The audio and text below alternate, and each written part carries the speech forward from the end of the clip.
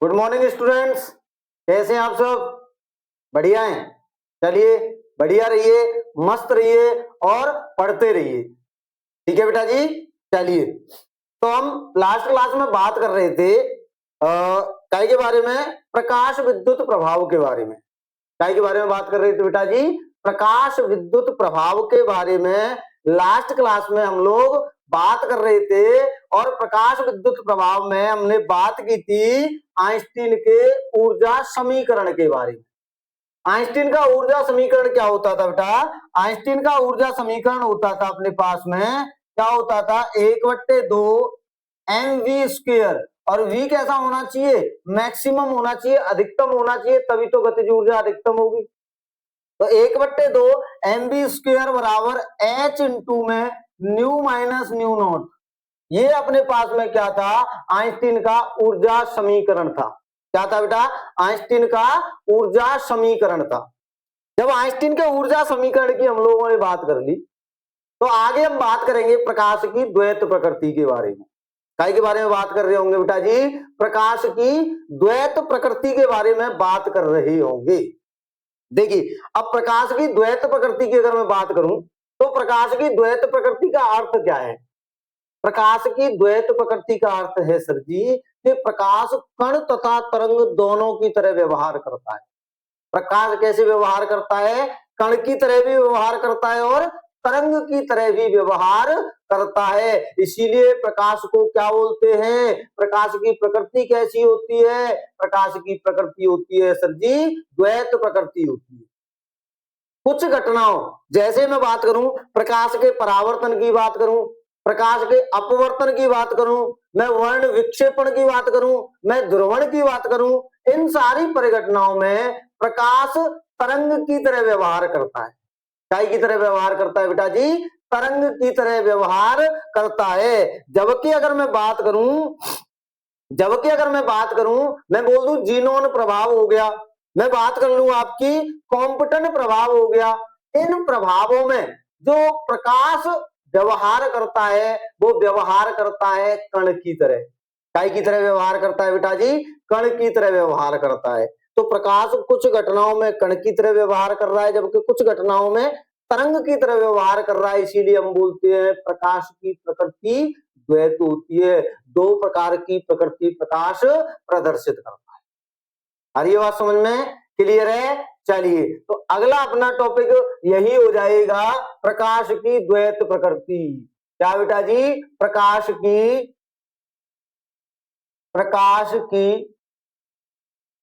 द्वैत प्रकृति। प्रकाश की कौन सी प्रकृति बेटा जी? द्वैत प्रकृति। द्वैत प्रकृति। और द्वैत प्रकृति बोले तो डुअल नेचर ऑफ लाइट या डबल नेचर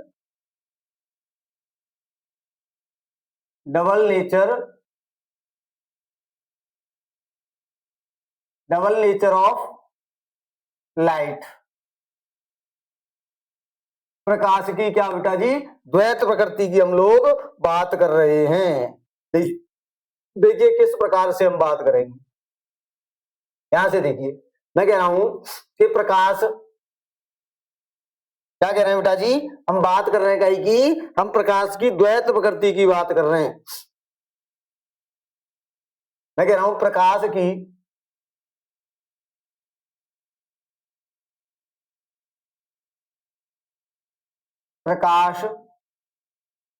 कुछ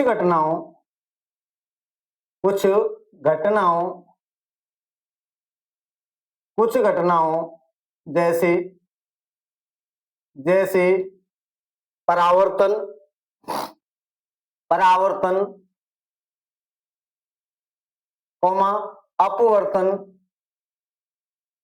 अपवर्तन, वर्ण विक्षेपण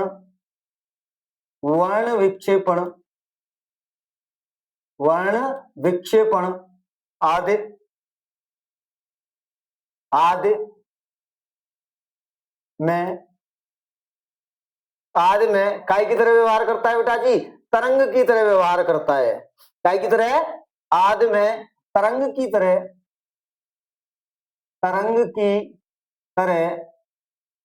व्यवहार करता है, व्यवहार करता है, करता है। जबकि जबकि जबकि कौन सा प्रभाव सर जी? जीनोन प्रभाव हो जाएगा, जीनोन प्रभाव। और कौन सा हो जाएगा? आप कहेंगे सर जी कॉम्पटन प्रभाव। कौन सा? कॉम्पटन, कॉम्पटन प्रभाव, कॉम्पटन प्रभाव। कौन कौन सा बेटा? जीनोन प्रभाव हो जाएगा, कॉम्पटन प्रभाव हो जाएगा, और कौन सा हो जाएगा? प्रकाश विद्युत प्रभाव हो जाएगा। कौन सा हो जाएगा बेटा जी? कौन सा हो जाएगा? प्रकाश विद्युत प्रभाव, प्रकाश विद्युत प्रभाव, विद्युत प्रभाव। आदि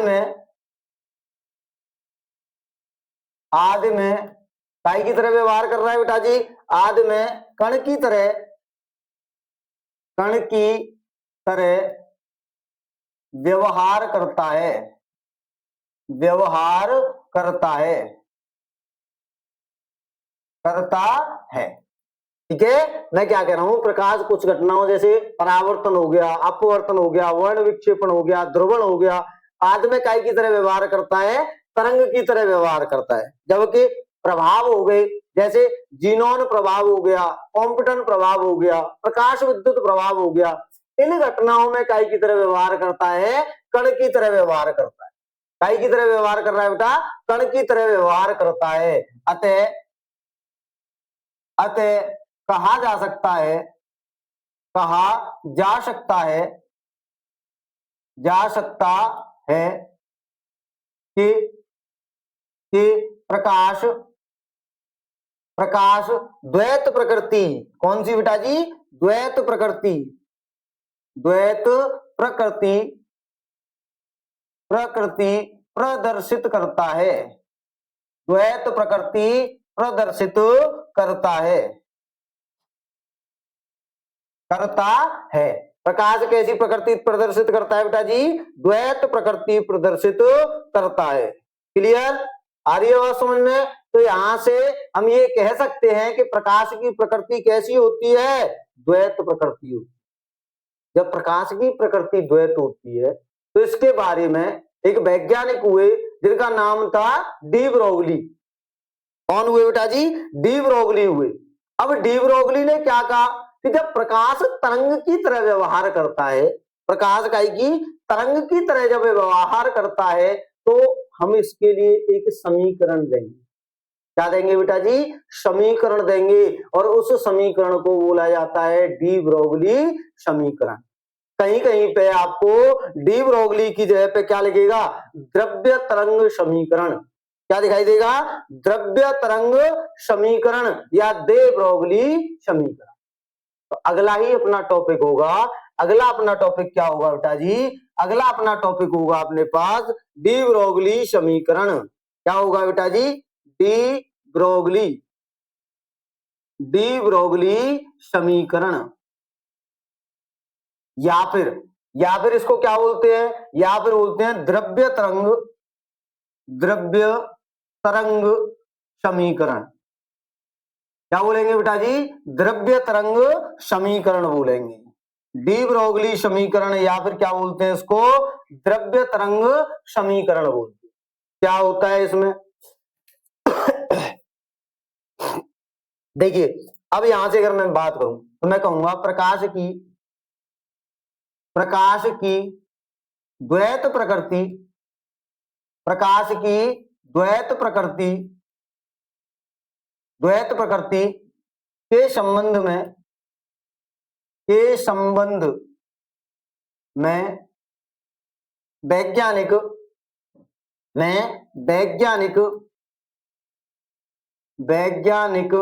डी ब्रोगली ने एक सिद्धांत प्रस्तुत किया, एक सिद्धांत प्रस्तुत किया।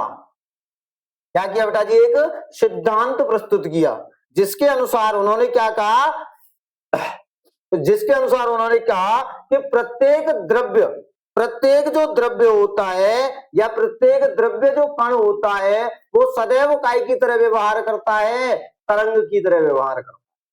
क्या कह दिया डी ब्रोगली ने, क्या कह दिया कि प्रत्येक द्रव्य कण जो होता है वो तरंग की तरह ही व्यवहार करता है। तो मैं कहूंगा इनके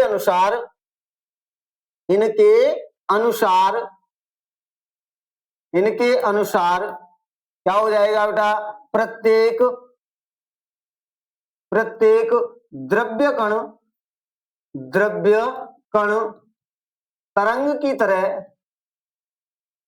की तरह ही व्यवहार करता है,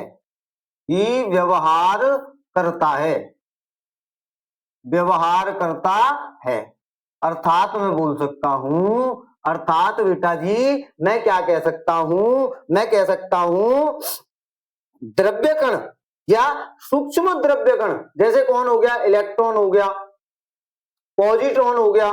तो इलेक्ट्रॉन और पॉजिट्रॉन दोनों के दोनों कैसे हैं, अति सूक्ष्म होते हैं और गतिशील होते हैं, अति सूक्ष्म होते हैं और गतिशील होते हैं। तो इन्होंने क्या कहा कि अति सूक्ष्म गतिशील कण जैसे कौन हो गया, इलेक्ट्रॉन और प्रोटॉन एक तरंग की तरह ही क्या रहते हैं, विद्यमान रहते हैं या संबंध रखते हैं। आ रही बात समझ में, क्लियर है। तो मैं यहां से कहूंगा अर्थात प्रत्येक गतिशील सूक्ष्म कण जैसे कौन हो जाएगा बेटा, इलेक्ट्रॉन हो जाएगा, कौन हो जाएगा, इलेक्ट्रॉन हो जाएगा। इलेक्ट्रॉन के साथ और कौन सा होता है, पॉजिट्रॉन भी होता है, कौन होता है, पॉजिट्रॉन। ये दोनों के दोनों कहां पाए जाते हैं, परमाणु के अंदर पाए जाते हैं। कहां पाए जाते हैं बेटा जी, परमाणु के अंदर पाए जाते हैं, ठीक है।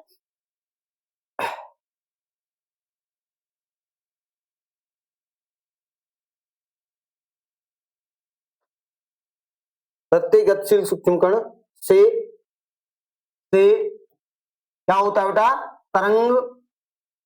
तरंग संबद्ध रहती है या संबंध रखती है, आ रही है बात समझ में, कैसे संबंध रखती है। आपने देखा है कभी इलेक्ट्रॉन कितना सूक्ष्म होता है, इलेक्ट्रॉन का जो द्रव्यमान होता है वो होता है 9.1 इंटू 10⁻³ kg, 9.1 गुणा 10 की घात -31 किलोग्राम। इतना सूक्ष्म द्रव्यमान होता है काय का, इलेक्ट्रॉन का। कितना सूक्ष्म कण होगा, नंगी आंख द्वारा हम उसको देख भी नहीं सकते। तो उसके लिए काय का यूज करते हैं बेटा, माइक्रोस्कोप का यूज करते हैं। और साथ के साथ वो कैसे रहते हैं, गतिमान रहते हैं। तो डी ब्रोगली ने यही कहा था कि प्रत्येक गतिशील सूक्ष्म कण काय की तरह व्यवहार करता है, तरंग की तरह व्यवहार करता है। अर्थात प्रत्येक गतिशील सूक्ष्म कण से क्या होती है, तरंग संबंध रखती है। क्या रखती है बेटा जी, संबंध रखती है। जिसे तरंग भी कहते हैं, तरंग भी कहते हैं। और तरंग जब कहते हैं तो इस तरंग की तरंग दैर्ध्य भी होगी कुछ ना कुछ। भाई जो तरंग होगी तो उसकी क्या होगी, तरंग दैर्ध्य होगी, जिसकी तरंग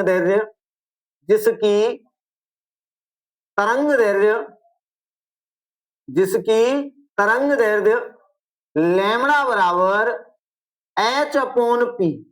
लैम्बडा बराबर कितनी होती है जी, h/p। और आप जानते हैं p क्या होता है, संवेग होता है। तो p की जगह पे आप क्या कर सकते हैं, m इंटू में v भी करते हैं, जिसकी तरंग दैर्ध्य h/p या h/mv होती है। क्लियर है, आ रही है बात समझ में। तो ये आपका क्या हो गया, प्रकाश की द्वैत प्रकृति हो गई, और द्वैत प्रकृति के साथ में क्या हो गया, डी ब्रोगली तरंग दैर्ध्य हो। क्लियर, करिए एक बार नोट डाउन।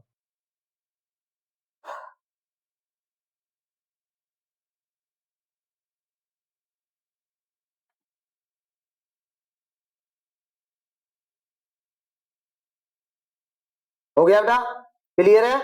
चलिए आगे बात कर लेते हैं, आगे क्या कर लेते हैं बेटा जी, बात कर लेते हैं। आगे जब हम बात करेंगे तो हम बात कर रहे होंगे कि जब हमने डी ब्रोगली तरंग दैर्घ्य ले ही ली है, जब हमने डी ब्रोगली तरंग दैर्घ्य ली है तो इस डी ब्रोगली तरंग दैर्घ्य की बेटा जी कुछ ना कुछ क्या होता होगा, गणितीय रूप भी होता होगा, व्यंजक होता होगा, उस व्यंजक के बारे में भी क्या कर लेते हैं, बात कर लेते हैं। क्या कर लेते हैं बेटा जी, बात कर लेते हैं। तो अगला अपना जो टॉपिक आएगा, अगला अपना टॉपिक निकल के आएगा बेटा जी, क्या निकल के आएगा, अगला टॉपिक होगा डी ब्रोगली तरंग दैर्घ्य के लिए क्या हो जाएगा बेटा, डी ब्रोगली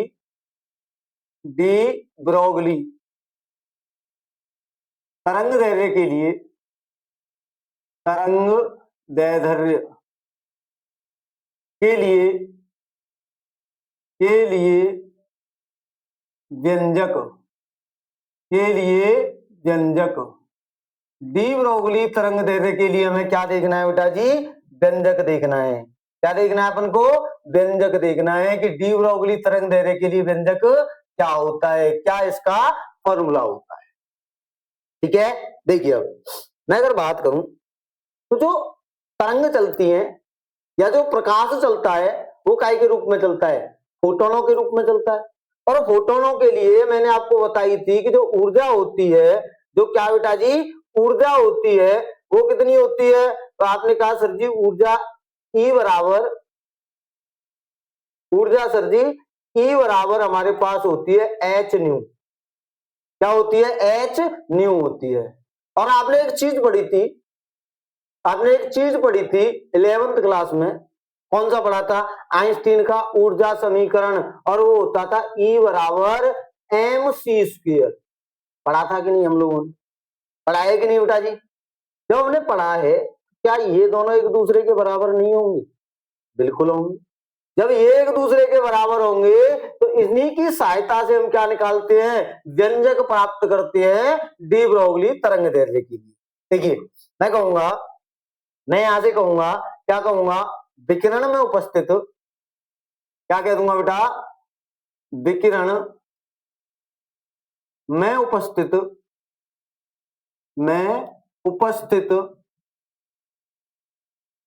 विकिरण में उपस्थित फोटोनों की ऊर्जा, फोटोनों की ऊर्जा E बराबर कितनी होती है बेटा, एच न्यू होती है। और इसको मैंने मान लिया समीकरण नंबर 1। दूसरी अगर मैं बात करूं आइंस्टीन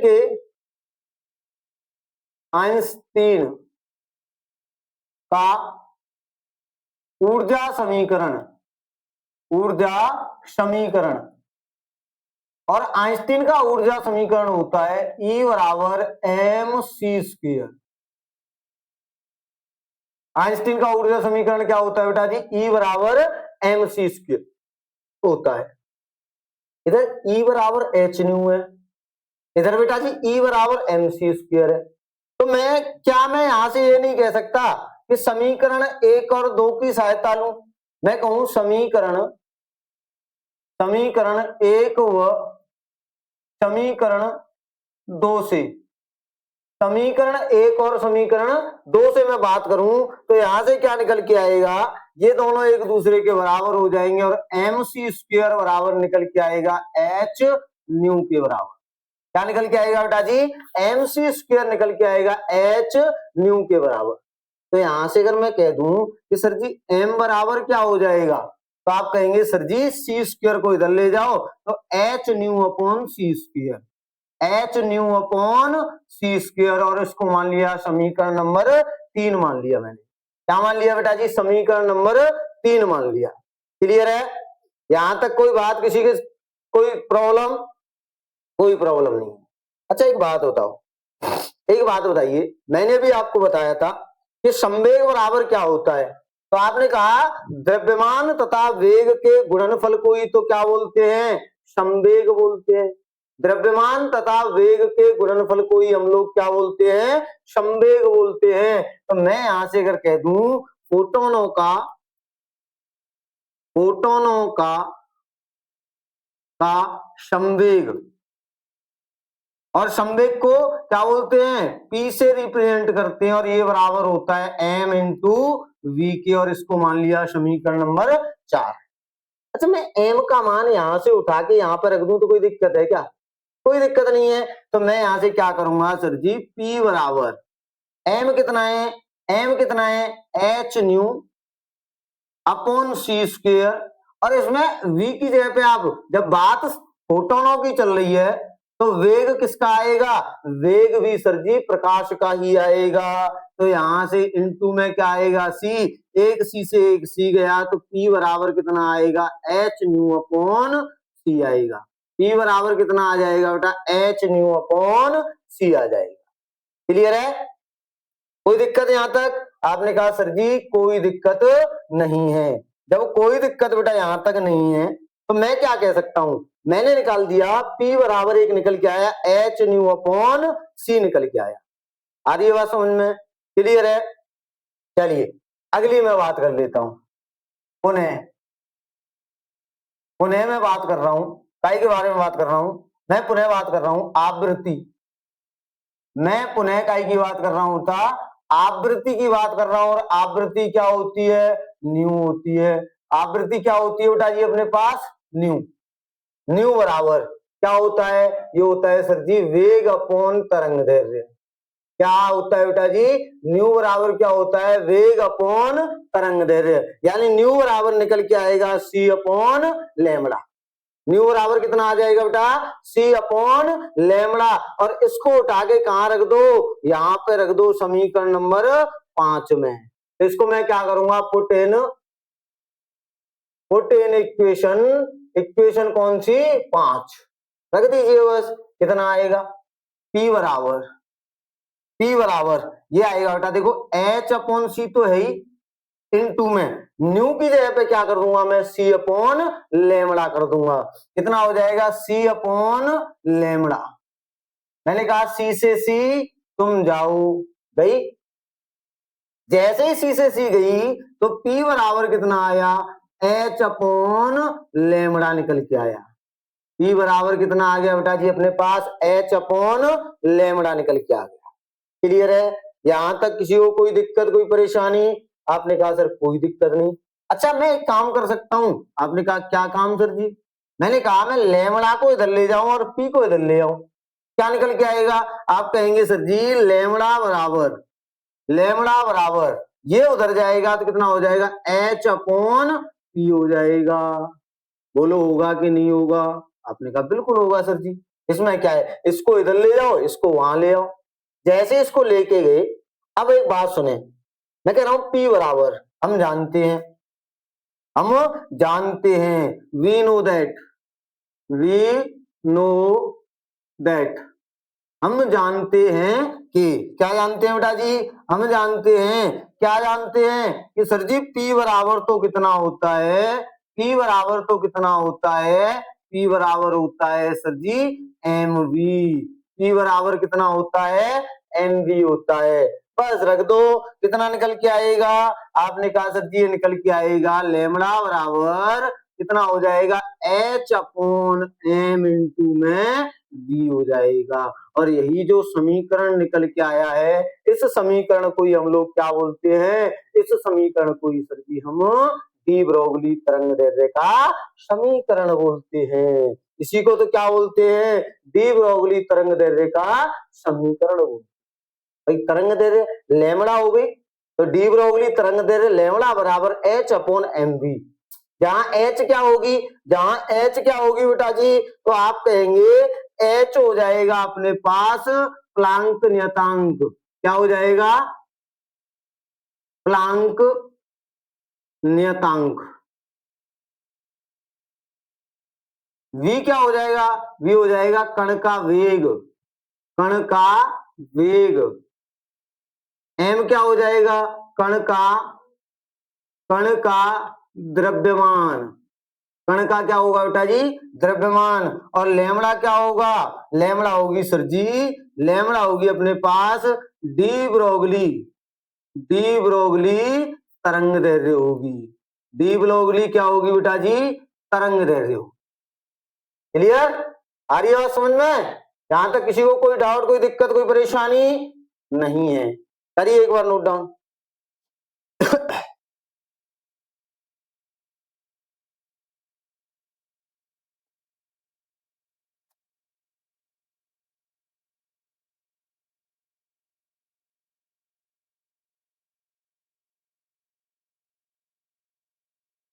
हो गया बेटा? क्लियर है?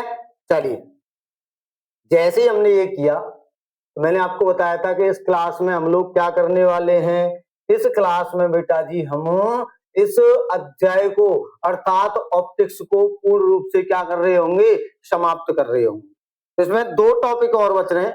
एक तो बच रहा है आपका फोटोन, एक बच रहा है द्रव्य तरंगों के गुण बच रहे हैं छोटे से। ठीक है, 2-3 गुण होते हैं द्रव्य तरंगों के, वो बच रहे हैं।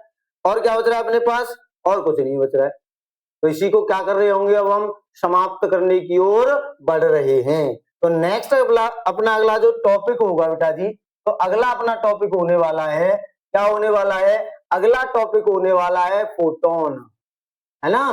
क्या होने वाला है? फोटोन। ठीक है, फोटोन। इंग्लिश में भी क्या बोलते हैं? फोटोन ही बोलते हैं। और हिंदी में भी क्या बोलते हैं? फोटोन ही बोलते हैं। ठीक है, चलिए, तो फोटोनों की अगर मैं बात करूं तो मैं कहूंगा किसी पदार्थ द्वारा, क्या कह दूंगा बेटा जी,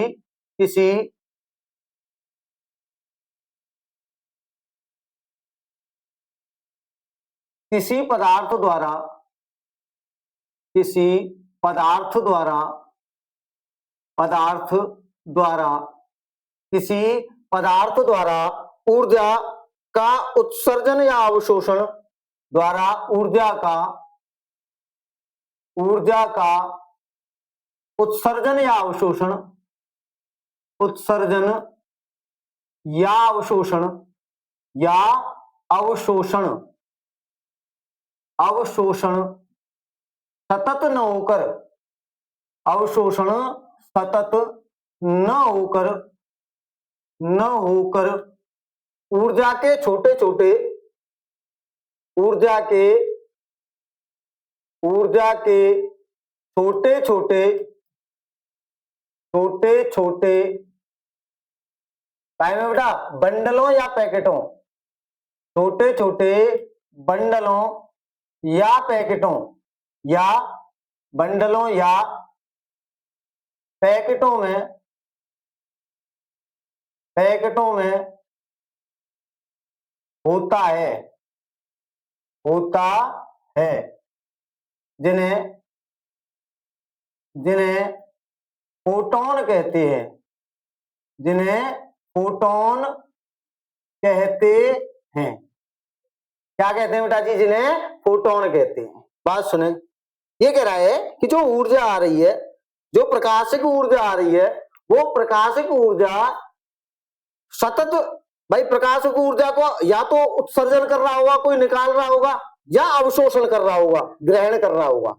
तो जो सतत रूप से न चलेगी, वो जो ऊर्जा आ रही है वो सतत रूप से भाई चली रही है लगातार, ऐसे न चलकर आई खत्म, आई खत्म, आई खत्म, आई, इस प्रकार से। तो उसने कहा है कि जो ऊर्जा चलेगी वो कैसे चलेगी? छोटे छोटे बंडलों के रूप में चलेगी, और उन बंडलों को ही तो हम क्या कहते हैं? फोटोन कहते हैं। क्या कहते हैं बेटा जी? फोटोन कहते हैं।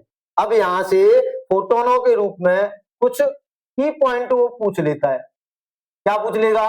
कुछ की पॉइंट पूछ लेगा बेटा जी। क्या की पॉइंट पूछेगा? देखिए, जैसे हमसे पूछ लेगा, क्या पूछ लेगा कि फोटोन की ऊर्जा कितनी होती है? क्या पूछ लेगा? हमसे पूछ लेगा फोटोन की ऊर्जा कितनी होती है? ऊर्जा अभी मैंने बताया है कि फोटोन की ऊर्जा ई बराबर कितनी होती है? ई बराबर होती है, फोटोन की ऊर्जा ई बराबर होती है H new.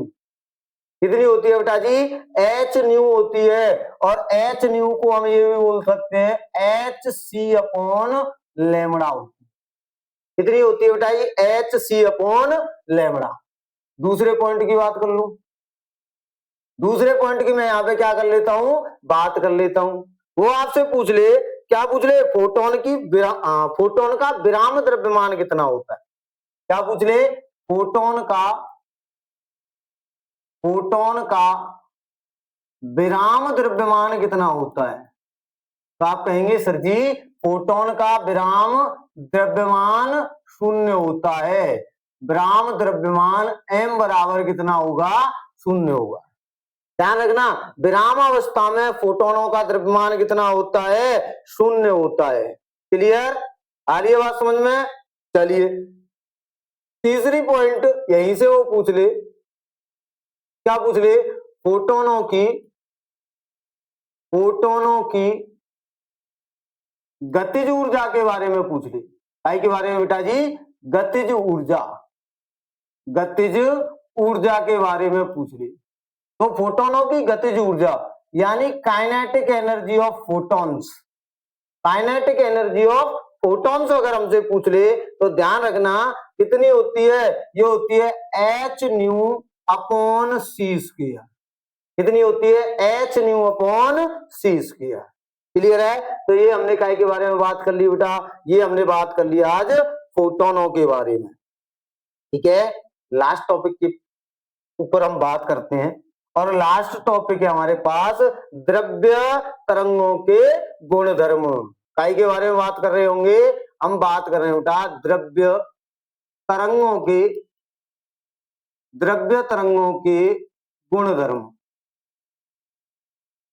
Properties of matter waves के बारे में आज हम बात करने वाले हैं। चलिए क्या बात करेंगे उस बारे में सुने। देखिए जैसे मैं पहले पॉइंट की बात कर लूं, काय की बात कर लूं बेटा जी, पहले पॉइंट की अगर मैं बात करूंगा तो मैं कहूंगा कि हल्के कण से संबंध डी ब्रोगली तरंगदैर्घ्य दीर्घ होती है। हल्के कण से संबंध डी ब्रोगली तरंगदैर्घ्य कैसी होती है, दीर्घ होती है। तो सर जी जो तरंगदैर्घ्य होती है क्या वो द्रव्यमान के व्युत्क्रमानुपाती होती है, बिल्कुल होगी। तभी तो बेटा हल्के के लिए कैसी हो जाएगी, दीर्घ हो जाएगी, और भारी के लिए कैसी हो जाएगी, लघु हो जाएगी, छोटी हो जाएगी। आगे बात समझ में क्लियर है यहां तक। तो मैं यहां से पहला पॉइंट लिखूंगा, मैं कहूंगा लघु तरंग या लघु कण कह दूं बेटा जी, या फिर क्या कह दूं, हल्के कण कह दूं। क्या कह दूं, हल्के कण कहते हैं, ज्यादा अच्छा रहेगा। मैं कहूंगा हल्के कण के लिए डी ब्रोगली तरंगदैर्घ्य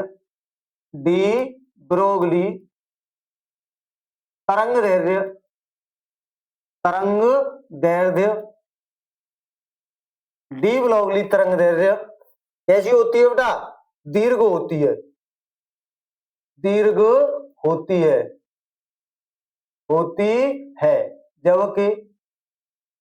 जबकि बड़े या भारी कण के लिए,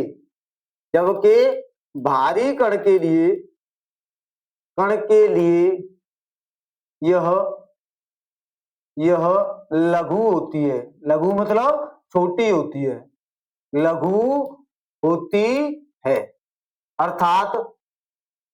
अर्थात मैं क्या बोल सकता हूं, मैं बोल सकता हूं कि लैम्बडा जो होगा तरंगदैर्घ्य वो इनवर्सली प्रोपोर्शनल होगा बेटा द्रव्यमान के। काय के इनवर्सली प्रोपोर्शनल होगा, तो आप कहेंगे सर जी द्रव्यमान के इनवर्सली प्रोपोर्शनल होता है। द्रव्यमान अगर बढ़ा तो बेटा जी तरंगदैर्घ्य कैसी हो जाएगी, छोटी हो जाएगी, और द्रव्यमान यदि छोटा तो तरंगदैर्घ्य कैसी हो जाएगी, बड़ी हो जाएगी। आ रही है बात समझ में। अगला सुने, अब बात करें अगर डी ब्रोगली तरंगदैर्घ्य के लिए, तो जो प्रकाश तरंगें होती हैं, कौन सी बेटा जी, जो प्रकाश तरंगें होती हैं या जो द्रव्य तरंगें होती हैं वे वैद्युत चुंबकीय तरंगें नहीं होती। तो दूसरा नियम क्या कहता है बेटा जी, दूसरा नियम यहां से कहता है या प्रॉपर्टी इसकी बोलती है, क्या बोलती है कि डी ब्रोगली तरंगदैर्घ्य, डी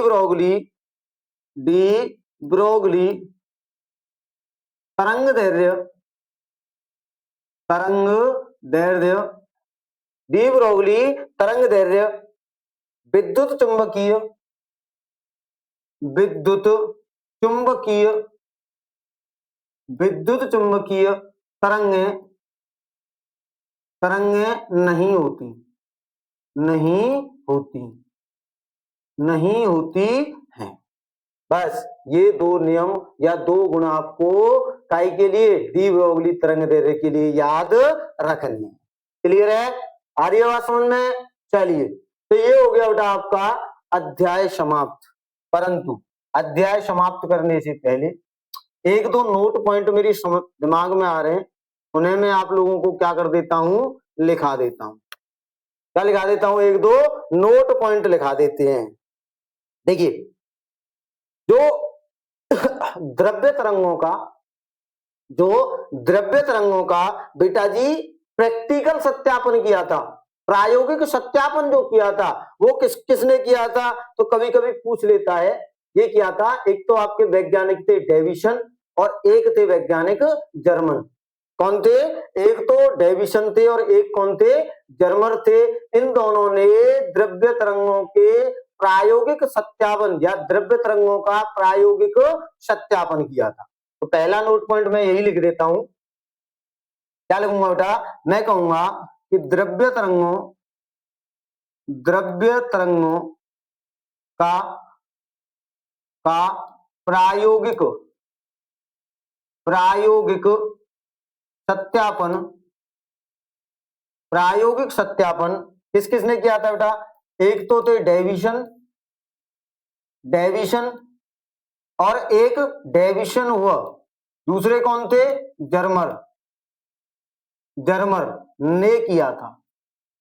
कभी कभी पूछ लेता है, कभी कभी क्या पूछ लेता है बेटा जी? वो पूछ लेता है कि द्रव्य तरंगों का प्रायोगिक सत्यापन किसने किया था, किसने इनको रिप्रेजेंट किया था प्रैक्टिकली रूप में? तो आप कहेंगे एक तो थे डेविसन और दूसरे कौन से थे अपने पास?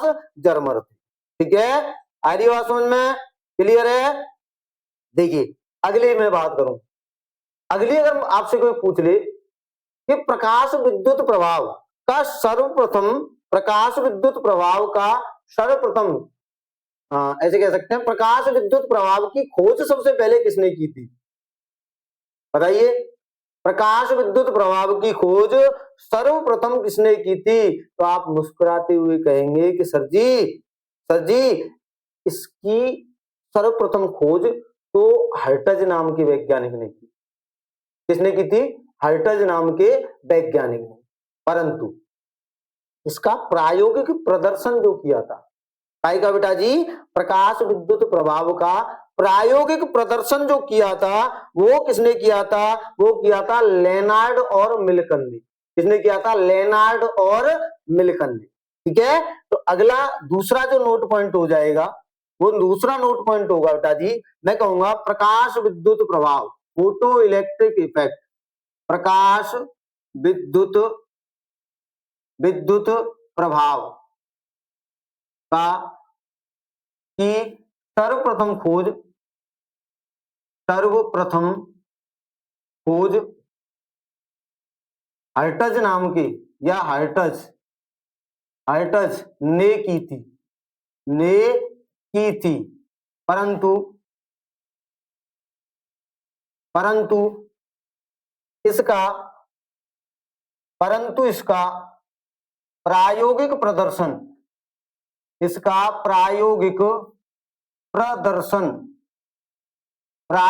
प्रदर्शन किस किसने किया था?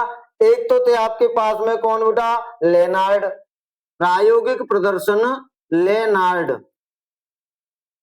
और दूसरे कौन थे? लेनार्ड, वो दूसरे कौन थे? आपने कहा सर जी वो मिल्कन थे। मिल्कन ने किया था, मिल्कन ने किया था। हरियास में। और इसी के साथ बेटा आपका अध्याय प्रकाश विद्युत प्रभाव समाप्त हो चुका है, और इसके साथ साथ आपकी रे ऑप्टिक्स और वेव ऑप्टिक्स संपूर्ण रूप से क्या हो चुकी है बेटा जी? समाप्त हो चुकी है। आगे जब हम बात कर रहे होंगे तो आगे बात करेंगे बेटा काय की न्यूक्लियर फिजिक्स के बारे में। काय के बारे में? न्यूक्लियर फिजिक्स यानी नाभिकीय भौतिकी के बारे में। और नाभिकीय भौतिकी के लिए आप ध्यान रखना, पढ़ाने से पहले आप लोगों को पढ़ना है, 11th क्लास में एक अध्याय आता था परमाणु तथा परमाणु संरचना, उसको एक बार क्या करेंगे हम लोग पढ़ेंगे। और उसके बाद में हम कल स्टार्ट कर रहे होंगे अपनी कौन सी न्यूक्लियर फिजिक्स। ठीक है, चलिए आज के लिए इतना ही रखेंगे, कल मिलते हैं, तब तक के लिए बाय बाय, गुड बाय और धन्यवाद। ठीक, चलिए।